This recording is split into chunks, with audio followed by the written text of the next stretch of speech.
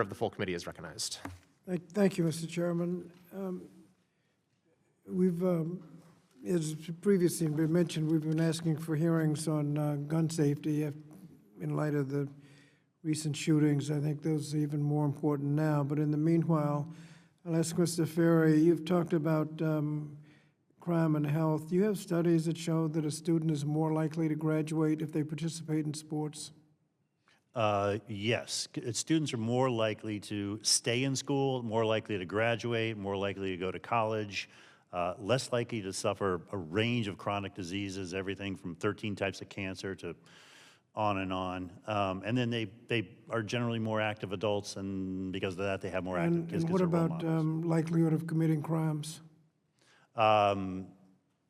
Yeah, there is a relationship. I don't have the data right in front of me. I can get it for you, but there is a relationship. If you could provide us with those studies, that'd be helpful. Happy to. And Mr. Boyle, you mentioned the time between 3 and 6. Do you have studies that show the value of filling up that time? I'm a programmer and a counselor, so I'm not great on the data. It's life experience and anecdotal.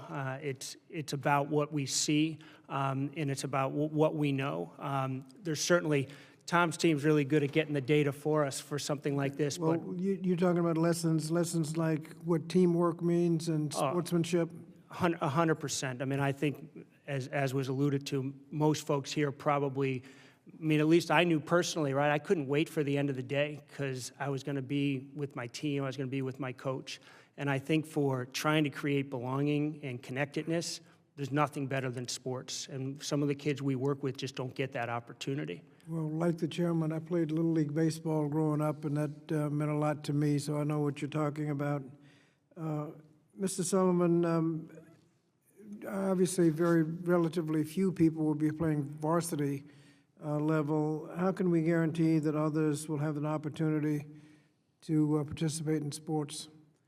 Yeah, I think our goal in sport has to be to develop children to be active for life. And the statistics are around after the age of 21, 91% of people's sporting pursuits are individual in nature.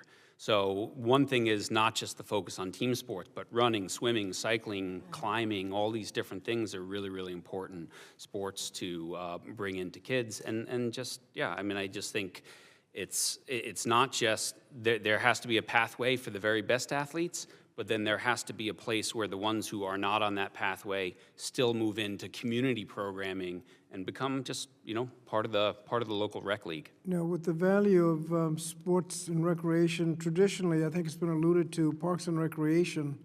I ran the Little League Baseball when I was growing up, and a lot of people had that opportunity. Ms. Van Dyke, what happened to Parks and Recreation? Why are we relying on private equity rather than public funds, Parks and Recreation, or public schools to provide these opportunities? So, as a result of the 2008 financial crisis, Parks and Rec budgets were slashed, and that really did leave a void where private equity firms came in and filled it with high-cost, flashy, elite club teams. And by filling that void, they were then able to continue to build their flywheel, where they gained control of the venues and the governing bodies and the apparel companies.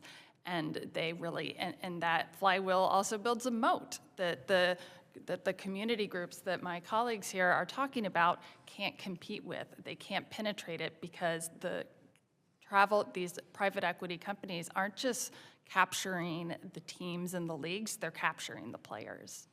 Well, it seems to me that we got to get Parks and Rec and the public schools back involved so those opportunities will be there. Thank you, Mr. Chairman. I yield back.